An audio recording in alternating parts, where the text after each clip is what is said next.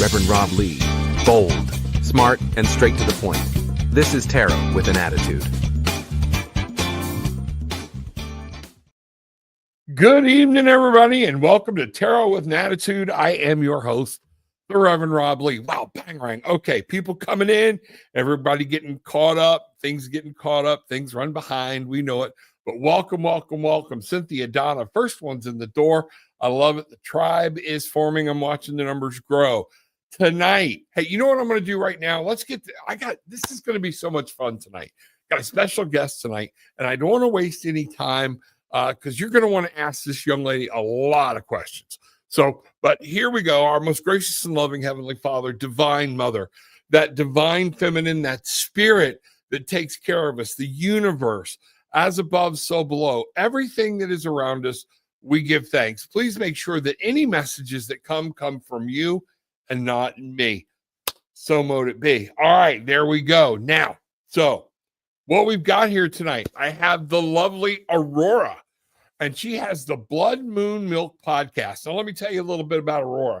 She's an artist, writer, and producer who has been a dedicated student of Western astrology since about 2008, bringing her knowledge to life through her podcast, Blood Moon Milk, which was launched in 2018. Now, unlike many astrologers, when y'all hear some of this, you'll be like, oh, this is why Rob likes her. Okay. Aurorah is known for her refusal to write conventional horoscopes. Instead, she offers a fresh perspective through her daily email newsletter. All the links down below. The Daily Dose. In it, she distills years of astrological wisdom into digestible insights, helping readers stay attuned to cosmic energies before they unfold, designed to be read in the morning over coffee. I love it. Here's the other thing. Aurorah also understands that astrology is more than just predictions. It's a powerful tool for personal growth. She champions the subtle benefits of using lunar cycles as a guide for mindfulness, meditation, and manifestation. This is awesome. She adapts ancient astrological knowledge from the esoteric into a practical, down-to-earth advantage of everyday life. She believes this pause for reflection is meaningful globally, as a more mindful world is a more peaceful world with more opportunities and abundance for all. So, everybody, without further ado, it's Miss Aurorah.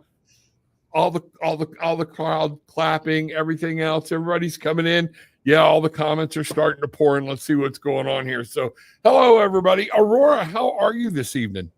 I'm doing wonderful. It's such a pleasure to be here with you. Thank you so much for having me. Oh, you are so welcome, and I'm glad to be here. Anybody that doesn't follow the norm, one of the things I try to do is teach people, get out of the norm, break the rules, find out what's going on, and that's it. So, you know what? Why don't we just get this party started? You tell us a little bit about you and your podcast and what makes it different when, what you do. Yeah. So I would say that as an astrologer, somebody who is constantly devoted to learning about astrology, I started studying back in 2008 formally. But even before that, as a child, I was fascinated with the night sky, with the stars, and I have very vivid memories of being very young. 2-3 years old, playing in the front yard of my house and being profoundly sad. And my dad coming up to me and being like, well, what's wrong? Why are you so sad? And I said, I miss my home. And he was like, but we are at home. And I was like, no, my home before here. And he was like, oh, where was that? And I pointed up to the sky and I said, I'm from up there. And so there's a part of me that has always resonated with the mythology of ancient Greece, with Roman mythology, and all of these ancient stories that tell us about the archetypes of human behavior, of gods, of parables to instill and passed down wisdom over the generations. And that's one element of what I do when I look at astrological transits now. I look at those archetypes and I think about what's going on currently in terms of global world events and individuals' charts. And I ask people questions about what's going on with them in their lives, and just give them food for thought to answer their own questions. So let me ask this, and I want to get people caught up, things like that. And some of this is for me. When you use the term astrological transit, what does that mean to you? What?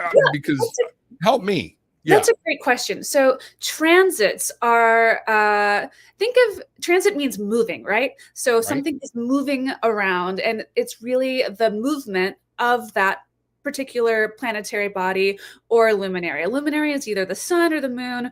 Planets are, what we think of as planets, Venus, Mercury, all the way through Pluto. And then we have asteroids and fixed stars. But we really want to look at how those things are moving, because they speed up, they slow down, and they kind of have these very distinctive personalities where when, say, right now, for example, we have Venus and Mercury both retrograde, and they're not functioning at their best. So how does this show up? This is what I mean by using transits for practical use, right? So how does this show up? The stock market's down. Venus is retrograde. Venus rules the stock market. Venus is financial abundance. It's not just romance and love, but it's also literal currency and finances as well. So that's one way we can think of a very simple example of real world applications of planetary transits in real time. Do you think, let me ask you this, because I have my own theories about the whole retrograde thing. And they don't fit with everybody else. I know when in a birth sign or things like that, that plays into that person's energy. Do you think we have actually given that more energy for negative things to happen because it's become a belief? Am I making myself? So I think what you're saying is, like, have we created sort of a tulpa around the become like a self-fulfilling prophecy? Yeah, I mean, I don't think that it's I think it's a good question. I don't think retrogrades are necessarily bad.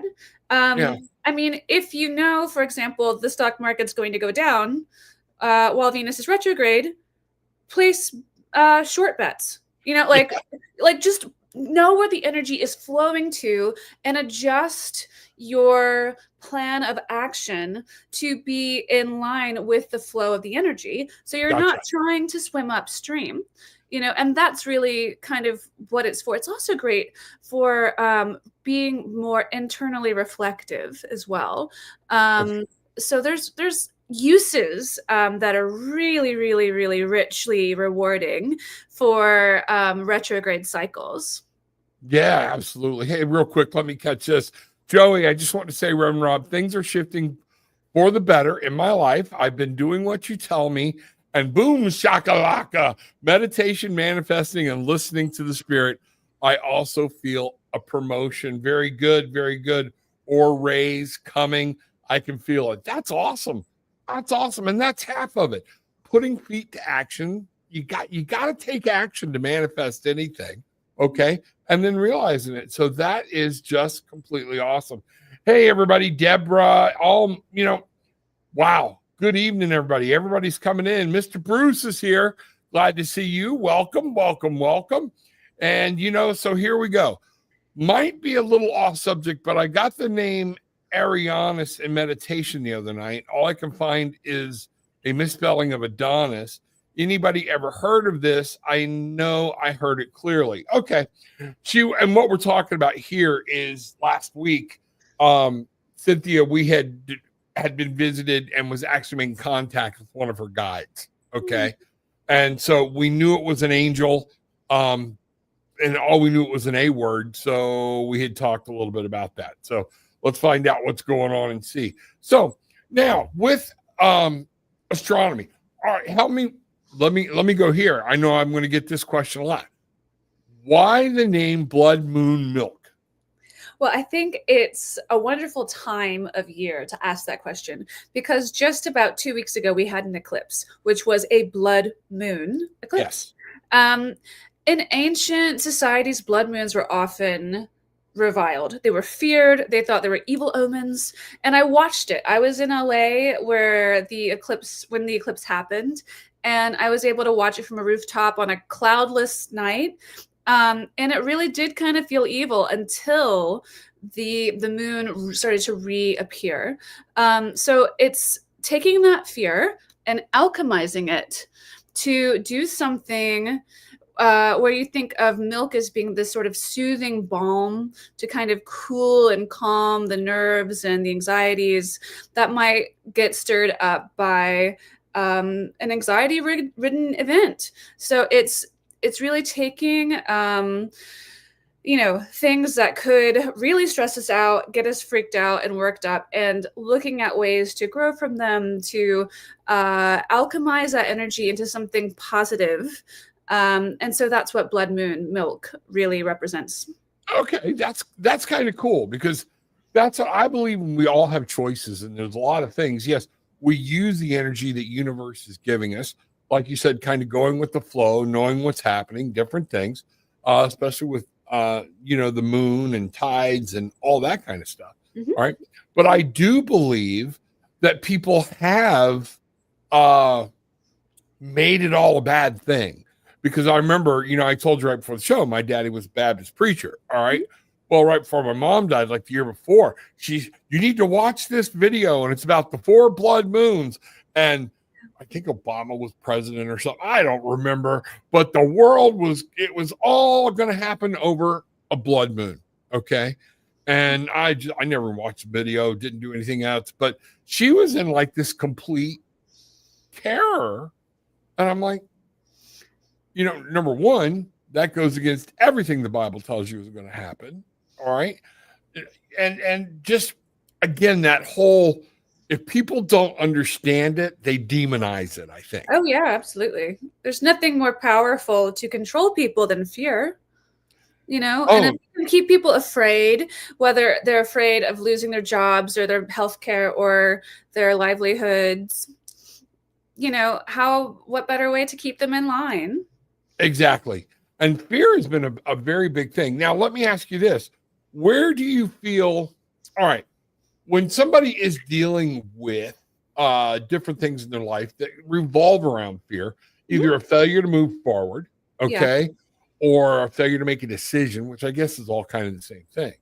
We talk about that in tarot a lot, where fear is having more of an impact in our lives than what we want to realize. We rationalize our fear, I think is the best way to say it. Where do you feel we're getting a better understanding of the astrological signs, astrological energies can help people with that? Oh, yeah. I mean, so by looking at somebody's chart, you can really get a sense of the way they are wired and certain placements and aspects. And by the way, if you don't know what an astrological chart is, I just mean a person's natal chart. When you are born, you come into this life, and we use the birth data of your time of birth and the place of birth and the date to create a map of the sky, which is kind of like a map of your soul, so to speak, or what I like to think of as sort of your baseline operating system. The most basic way that you work. And so that can give us a window into a person's proclivities and their strengths, their weaknesses, their areas of opportunities and challenges, but also we can get a sense of timing as to when things are going to be flowing and moving and shaking, and when there might really be periods of stagnation. And so, like, by being able to look at those transits, and you can see, like, okay, well, this period of time, say Mars was retrograde and a harsh aspect to Uranus, for example, that could suggest a desire to want to break free from a scenario, but having to really reconsider the way you want to go about it.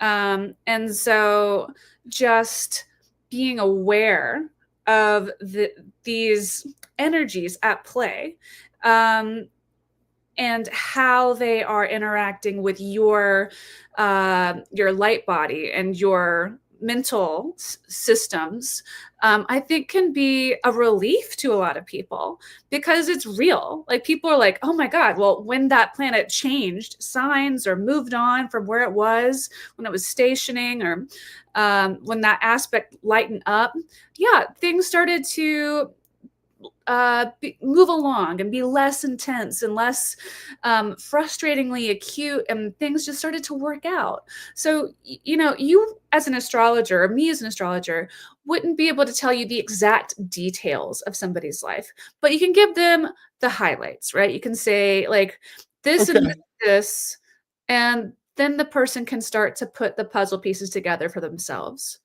Let me ask you something, because Cynthia brings up a great question. She made a statement. Somebody that doesn't actually know that they know their own correct date of birth. All right. Oh, wow. Yeah.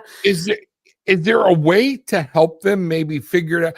Can you do, like, if they set up an appointment to meet with you or whatnot? Is there like like in addictions or whatnot, I could do some reverse engineering to figure out, where the trigger started, trauma, blah, blah, blah. Is there a way that you can actually say, these are your traits here? You got separate what she learned from an adopted family versus what's true to her nature. Can you help her dial that in? Or is Yeah, that absolutely. Yeah, we can look at, it's called reconciliation, and we can look at key events that were really impactful, and then start to make some educated guesses and adjustments, and then we can kind of tighten it up and go from there. But it does take a little bit of research and work on the behalf of the person who is having the session. Yeah. So Cynthia, there you go. In all of Aurora's links are down below. And for those of y'all, I know I keep saying this, and some of y'all are tired of it, but there are new people popping in all the time. I'm seeing new names and faces or whatnot. One of the things to remember when I say it's in the description, below the name of the title of the video, okay, there's a little word that says more. I wish it said description. All right. Click on that more, the whole description unfolds, and you will see links down there, everything. Aurora's Instagram, all kinds of stuff down there, even an email to reach out and get to her. So somebody in that situation, that's, I never thought about that. So, man, helping somebody even just get to an anchor spot, even if we can't narrow down an exact date and time, man, that would be huge to people. Yeah. I mean, I have friends who were born in Italy Italy just sort of famously didn't write times on their birth certificates for a long, long time. And also, there's just a lot of different scenarios where people just might not know. But I'm happy to help people to sort of figure it out. But it is a bit of a process. You can't just do it like yeah, you're not knocking this out in a half-hour interview. Yeah. No. I mean, it's like more of a answering questions, talking about major life events, looking at those dates, and then comparing charts with what may have been correlating to different rising signs, dates. And so there's like a bit of hunting and pecking that goes on. And then even then, you don't really know 100% for sure, but it can help people to tap into their intuition, to what feels right for them. Yeah. And that's important. I do, as the tribe will tell you, talk a lot about using your intuition. It's very important to use that personal knowledge and intuition. In tarot, one of the things that there are two cards that are mistaken a lot, and that is the 2, the High Priestess, and then the 18, which is the Moon. And a lot of people think the High Priestess is about intuition, and she's not. She's about knowledge, but it's personal knowledge. And, that goes with intuition, which is the Moon card. So if you're using your intuition, you're not just using, a lot of people want to think intuition is like that. oh, that's so and so on the phone. No, that's more of a psychic ability. The intuition is, like you said, hey, I'm coming up, I'm fixing to invest some money, but I know Venus is going into retrograde. Okay. Let me look at some of these companies and letting that personal knowledge work for you and then go with a gut feeling. So, one of the things that I also really attracted me in your bio was the fact that you don't just like you're not just pitching out horoscopes to do the future. Yeah. Why not? Why is that different to you? I like to hear this part. Yeah, no, I think it's really important for well, first of all, I think that horoscopes are sort of like the gateway drug to astrology, if you will. But they do astrology a disservice because most astrologers who are published in a publication, a newspaper, a magazine, whatever, they have to cast a chart in order to write a horoscope. But the way a chart is cast, it's using a sign on the rising sign to create the delineation for that chart. And a rising sign horoscope is very, very different from a sun sign horoscope. And people just don't say that. They don't explain that. So most people, if they're reading a horoscope in a magazine or in a newspaper, they just say, oh, I'm a Sagittarius sun. Let's read the Sagittarius horoscope, when really they need to be reading the rising signs horoscope. And even then, you might have a rising sign that is in the last third or half of the decant of that sign, and then you're going to be halfway into the next sign's horoscope. So it really is much more effective to have personalized transits done by an astrologer if you want accuracy. And I think that because it's so prominent and prevalent to have these sort of broad stroke horoscopes being published, it's doing the practice of astrology a disservice because so many people are reading the wrong horoscope. And they're just like, oh, I read my horoscope all the time. It's never accurate for me. But unless you're like that very rare person who has a rising sign that is at 1 degree of whatever their sun sign is, then it's going to be wrong. And that is a very, very rare individual. I very rarely see people with that kind of chart come across my desk. And I find that that works the same in tarot. When people will be like, oh, I had somebody they did a Celtic cross. Well, that is each card is dictated to a question rather than just sitting down. A lot of times when I do my tarot readings, as the group will tell you, I start flipping cards. There's no, this card, this card, this card. Occasionally for something interesting, I'll be like, oh, this is an interesting spread. And I'll do that, but very seldom can I stick to it because it is one of those things where I want anything people like you and I do, we want to get to the truth. Yeah. And you can't capture that truth of spirit in a paragraph or a meme or, you just can't. It takes more than that. That's why it's hard for me to do TikToks. I'll do fast ones. But I'm like, okay. But there's no set cards. Now, you said you told your dad you were from up there. Okay. So are we talking about what people today call a star seed?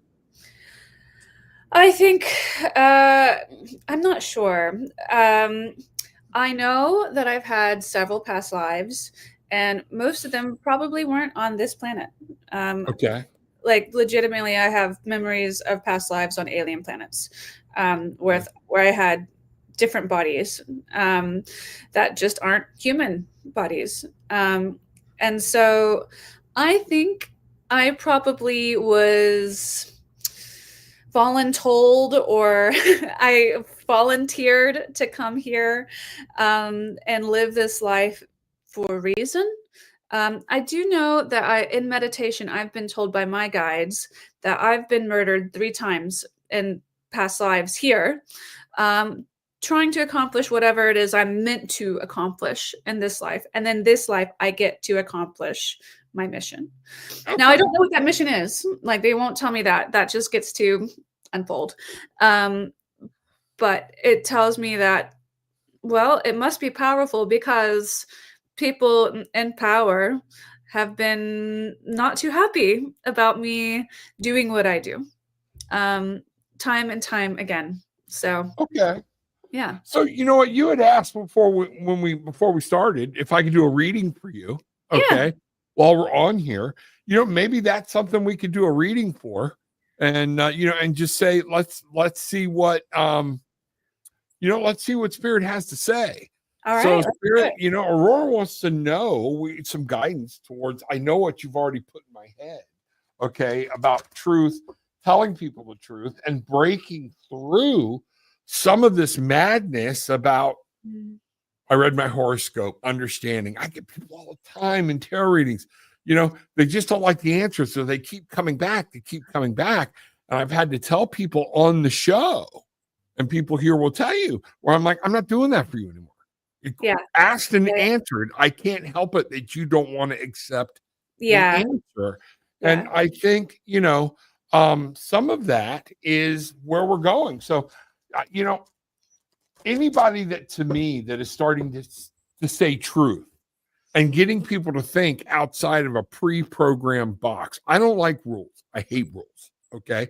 And what I'm getting and it really flooded me when you started talking about that is you're also here to help people like me help spread the word.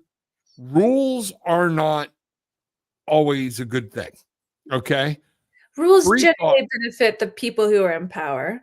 And we're in a time period, a really interesting time period, astrologically speaking, right now, where the power shift, the dynamics are shifting from top-down control of corporate, governmental people to the actual grassroots up. Right. Grassroots movement protesting is going to be a lot more impactful now than it was last year because of where Pluto has moved on to. Okay. And we're going to see, we're in this 20-year time period where, yes, there's going to be a lot of change. And especially this year, there's going to be a lot of things falling apart. But I think next year, we're going to see the beginning of something really beautiful begin to unfold. So it's going to be a bumpy ride this year. And especially right now, we're seeing it, we're feeling it. We know it's happening. Right. But next year, I think we get to see this sort of rebirth of something entirely new, because there's this conjunction between Saturn and Neptune at 0 degrees of Aries, the most powerful degree in the zodiac. And I can't find a time in history where this has happened ever. Oh, really? I've looked back 9,000 years at astrological placements, and I have absolutely not seen the same conjunction happen in history that I know of. So I have to. That's ironic, because I've been telling everybody 2025, this is the year to take your steps to begin. And you're saying it's actually next year it's going to open. But I've told everybody, this is my year. Yeah. This is anybody's year that wants to claim it. That, Sure, yeah. 5 is a 9, I get into numerology and everything else. And I think that's, something we need to, yes, the energy is there this year. And the fact that you're talking about some of these planetary alignments that haven't been seen before, that's awesome. Yeah. And also right now we're in this really interesting portal between eclipses we've got Venus retrograde, Mercury retrograde. I think it's also Vesta and Juno are also retrograde. They're asteroids. And this is just giving us this period of review and revision. And then, so everything feels kind of slow right now. But come the end of April, and we move into May and June, things are really going to pick up speed. And we're going to really see a lot of momentum and change. And folks, again, for those of y'all have heard me talk about it before, retrograde just means the planets have gotten so far away, they actually look like they're moving in reverse. Okay. Yeah. They're not. That's the reason that slow, everything, feels slow or whatnot. And you hear people talking about that type of energy. Yeah. Now, real quick, before we start, because we've got 4 cards here, I'm going to do more. But Sierra Dell asks, and I don't know if she was asking you or me, but do you do readings on past lives with your astrology? I can certainly look at past life markers in a reading, things like the South Node, and there's different aspects that I can incorporate to talk about past lives, especially within relationships. I think it's more interesting in synastry readings or couples readings because you can see maybe where there might be karmic patterns that need to be worked out and resolved. But if you want to do past life regressions, I have a wonderful past life regression therapist who I personally go to, and I'm happy to recommend her. Okay. If you want something that is very specifically focused on past life regression therapy and its hypnosis. And she's And wonderful. that's what, again, Sierra and Dale, I don't know, you're a little bit newer to the tribe. We've had Rebecca Gregory, very close friend of mine, on who does past life work and regressions. She's done it with me and just can't give her, she lets you do the work. She's not implanting ideas and things like that. So if you want, you can reach out. Again, Aurorah's email is in there. You can find out this person. You can reach out to me. I can get you hooked up with Rebecca or whatnot, So yes, it can be done. I don't do it myself. I can do readings, okay, but it's just not I never have been drawn to it, okay. It's not that I don't believe in it. I do, because I've had my own, all right, but I'll stay in my lane, and that's helping people function, finding their own path, living their best life, and things like that. Okay, dealing with past traumas or whatnot. It's a very specific specialty. Yes, And it is. it's like asking a medical doctor to be your lawyer or something, like. Thank you. Thank you. Yeah. That is something they need to spend time in, delve in. If everybody says, oh, I'll do a past life reading for you, and I always tell people, first flag, if they're doing more talking than you are, flag one, because they're implanting ideas and different things or whatnot. So, but yes, so thank you for validating this. Yeah. So in this reading for you that I've gotten, Cynthia, I'll get to you in just a second. It's ironic. What was the card I talked about? Was the High Priestess, number 2. Boom, right out of the gate. All right. And what I'm really picking up here, when I read this, it's talking about disseminating knowledge. One of your things to do here is to bring people to knowledge of their own and kind of break free where they know they're being misled, okay?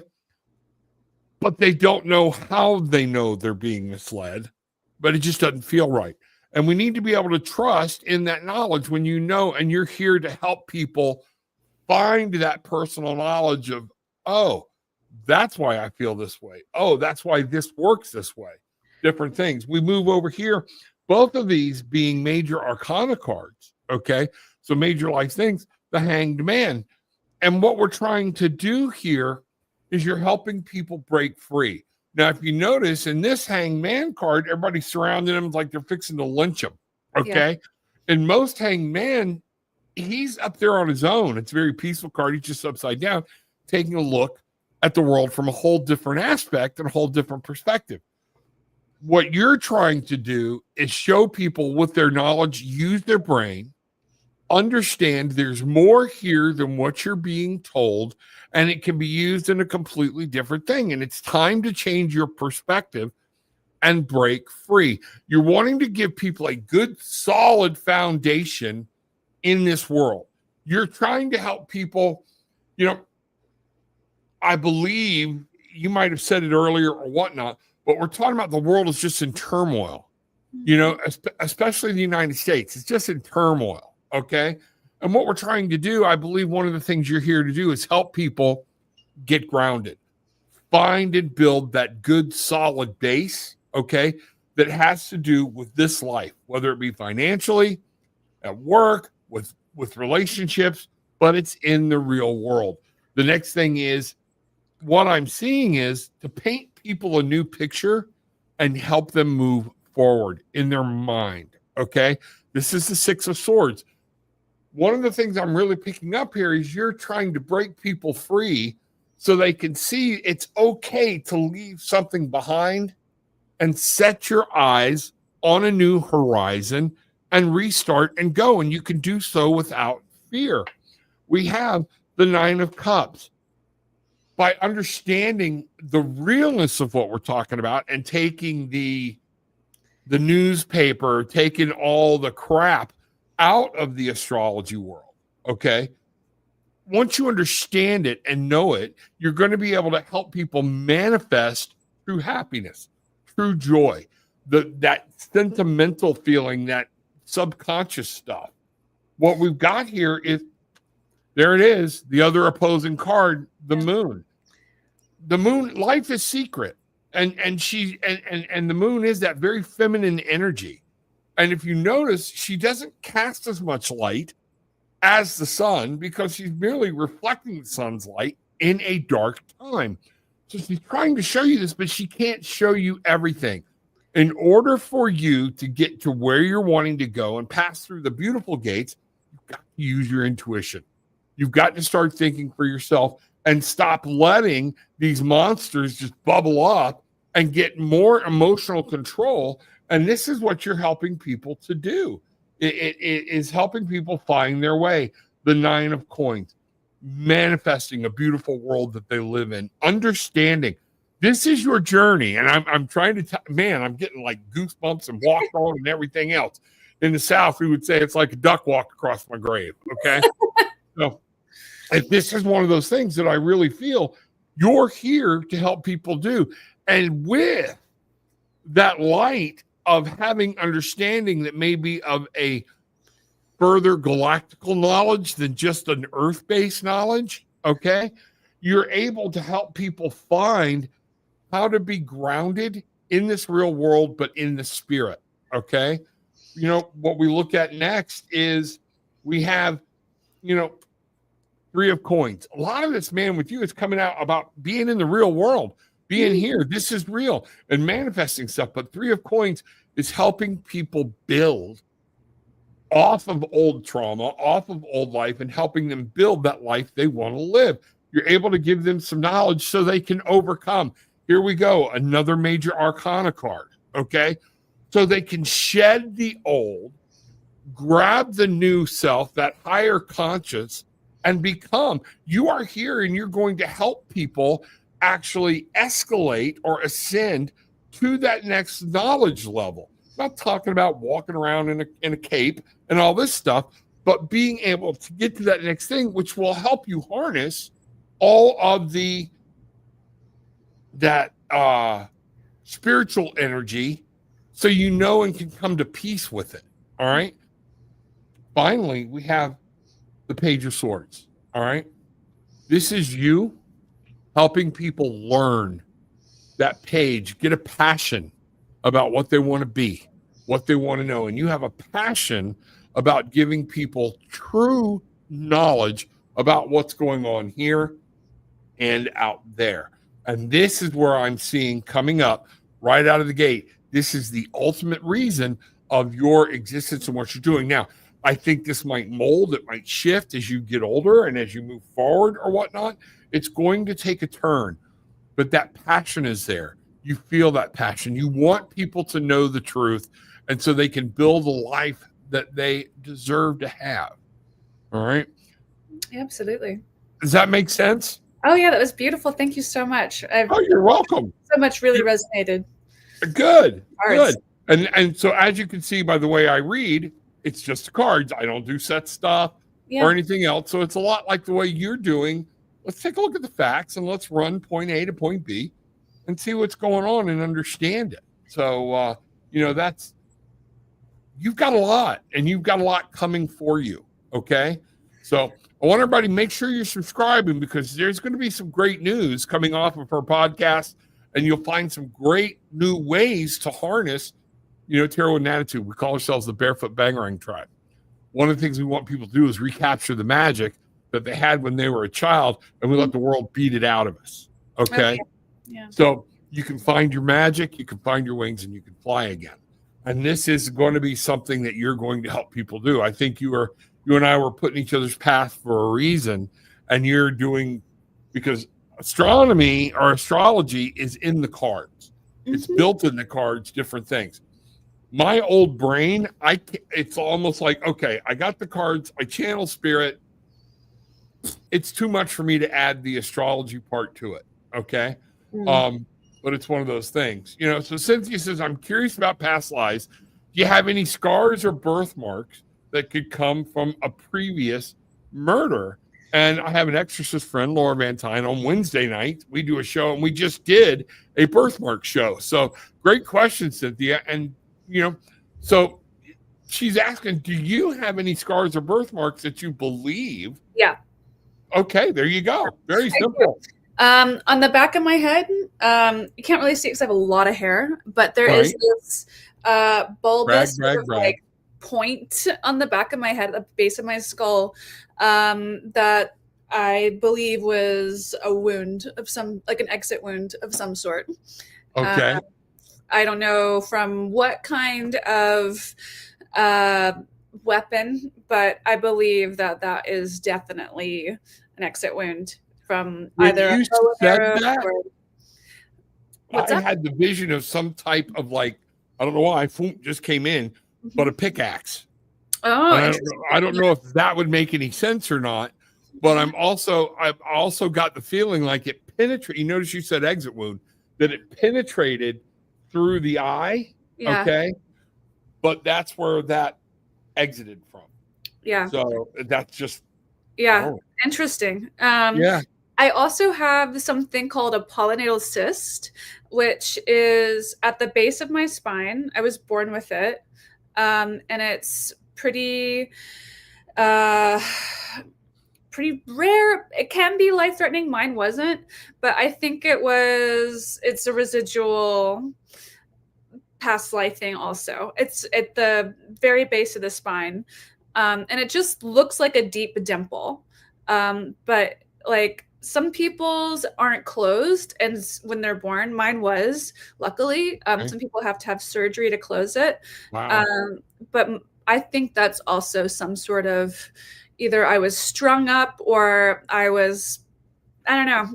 I don't know. I think my guides have hidden all the nasty ways I was taken out for my own psychological protection. But I do think that is connected to one of the ways I may have been in a past life.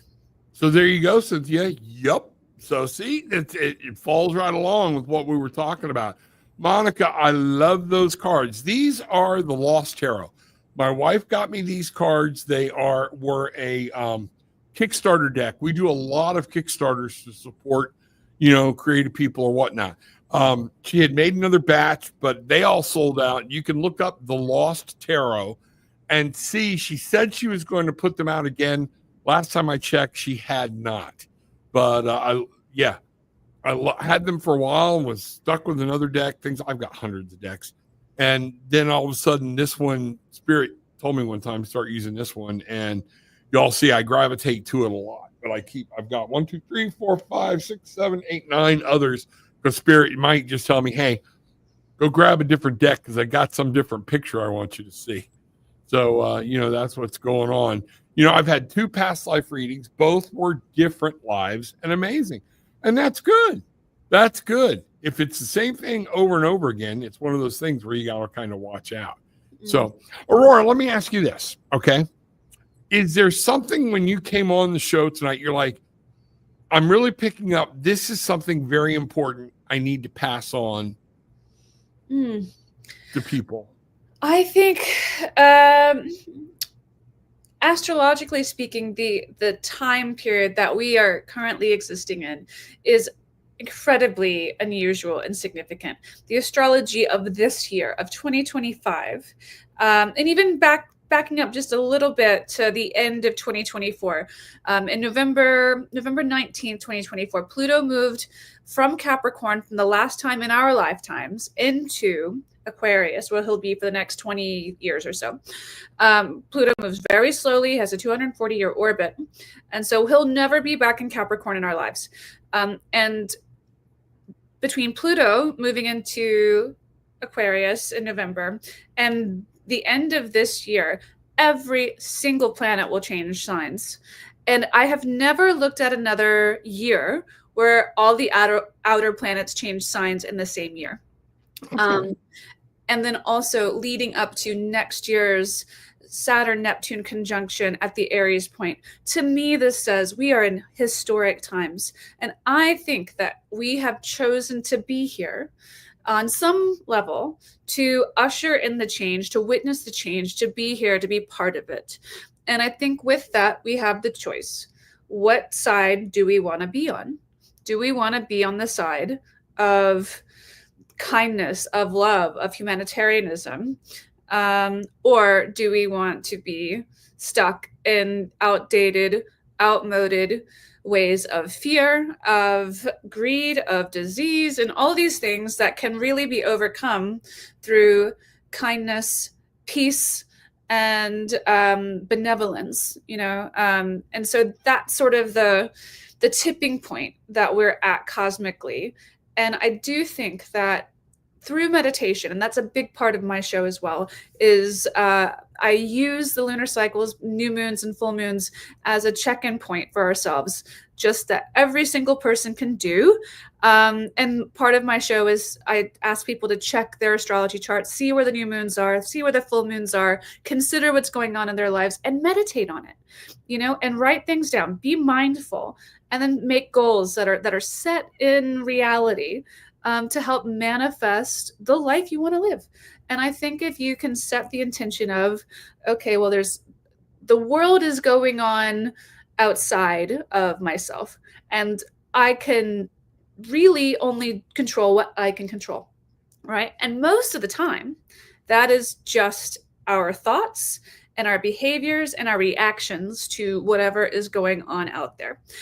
And so I think one of the big weapons that the outmoded, the outgoing power structures have been using against the masses is fear. So if you can choose to operate from every angle of life, absolutely, fear, every angle. Remind yourself to choose to not be operating from a place of fear, but instead to operate from a place of love, kindness, acceptance, and abundance. And that means accepting the people who are also operating in fear, but like giving them love and kindness. Then I think that we collectively, we can raise the vibration of the planet. And I think that's the way to move forward. Yeah, and I think that's it. It's stop worrying about trying to get, you don't have to change everybody's mind. Your mind doesn't have to change if you're comfortable in your belief. But when you start having these, wait a minute, something shook me a little bit, question everything. Question, find out. There's a reason in your intuition you're starting to question, what is astrology? Where does it come from? How does it happen? Wait a minute, we've been told that witches do this and everything. And you know what? Come to find out, no, it's just not true. Well, don't even get me started on witches. Witches are demonized as a tool of the patriarchy to control women, and it's just a way to subjugate and promote fear and to control people. Most witches were actually midwives and doctors who focused on obstetrics and OBGYN issues. Yeah. No, and I agree. And that's what, and even with men, the fear, you've got to act a certain way. We're all being controlled. And, I noticed that most religions, when you say the word religion and there's a doctrine affixed to it, yeah, it's fear-based. Oh, yeah. They will tell you it's not, oh, no, we want you to have joy and everything else. But you're trying to tell me that the God of love, the God created a special place to torture everybody that just didn't go along. We're starting to question. Oh, and yeah. These are some of the things. And any time that power structure starts getting shook and they're losing their grip, folks, you get what we have now. And I'm not talking about either side. I'm talking about both sides. Oh, yeah, yeah. Okay? Yeah. That it's one of those things where we have to regain control through fear. The right will tell you the left's destroying the world. The left will tell you that the right's destroying the world. Where, and it's all like, wait a minute, stop. Yeah. Just stop. Okay. Yeah, there's stuff I disagree with. All right. But you know what? I'm not going to sit here and with the show teach people, hey, a lot of this stuff doesn't matter, and then get on my Facebook account and start blowing up about all my politics. That's just a whole, you're doing the fear thing, whether you believe it or not. And we have a lot of well-meaning people that are contributing to the fear factor. And I think you bring up a very, very valid point. Witchcraft is not evil. I haven't been a witch for 25 years. Harm none, but take no shit. And that's it. And even then, I will tell you, and I want people to understand, when we say we don't take any shit, sometimes we need to take some shit and just let it roll. We really do, to be that better person, because we don't understand what's driving, or the fear that's driving somebody else. Mm-hmm. I'm not going to let you run over me. Okay. Yeah. I'm the last person you really want to go head to head with.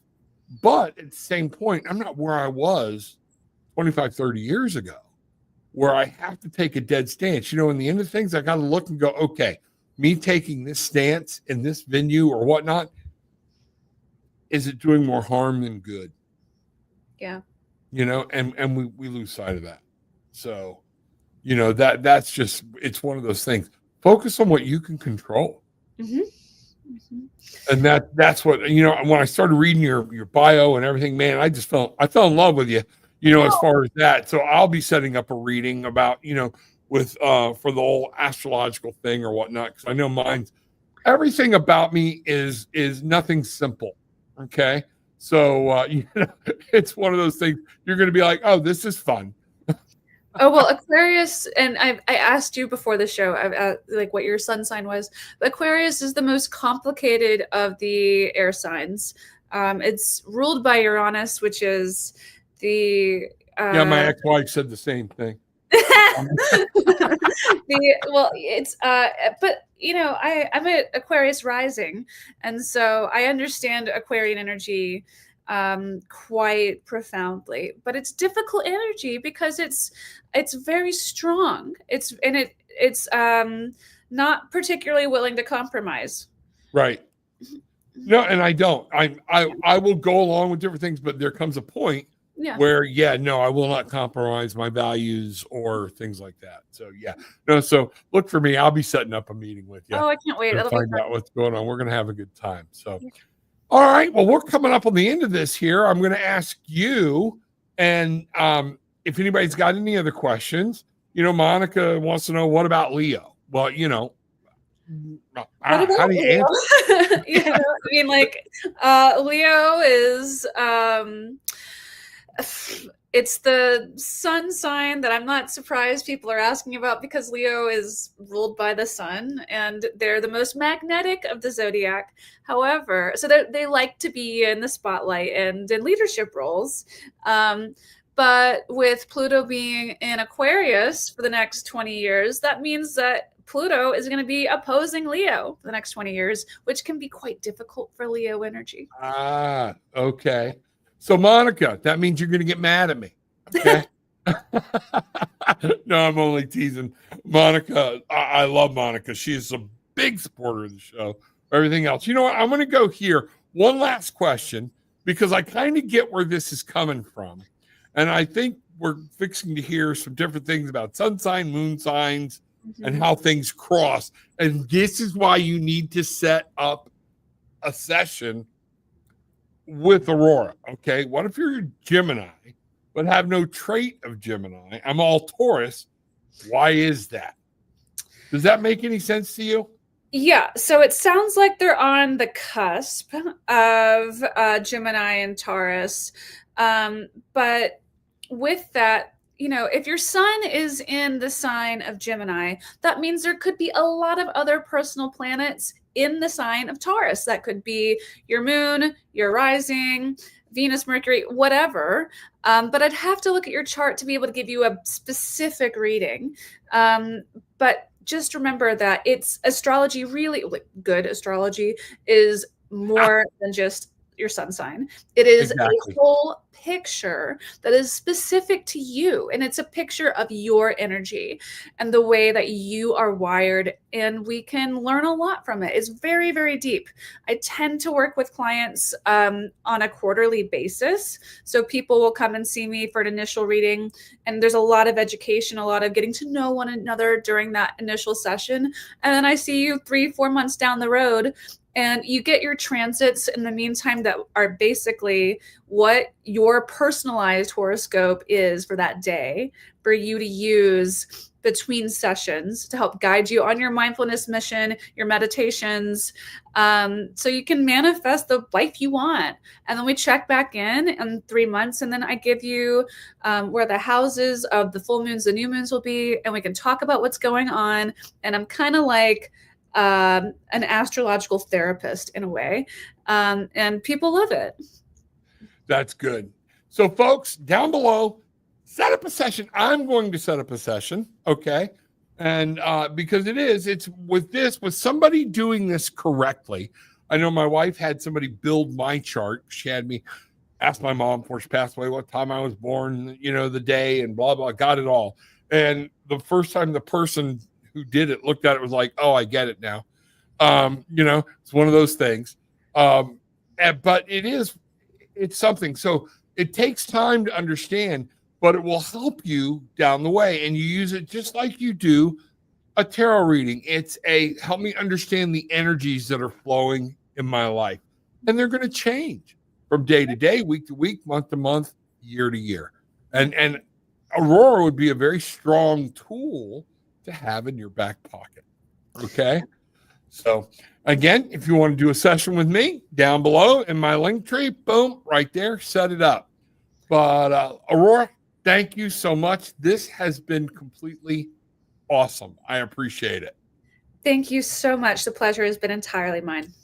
All right, folks. And as all that being said, take what you want, leave what you don't, but leave having experienced some peace, love, and light. Wow. Bang.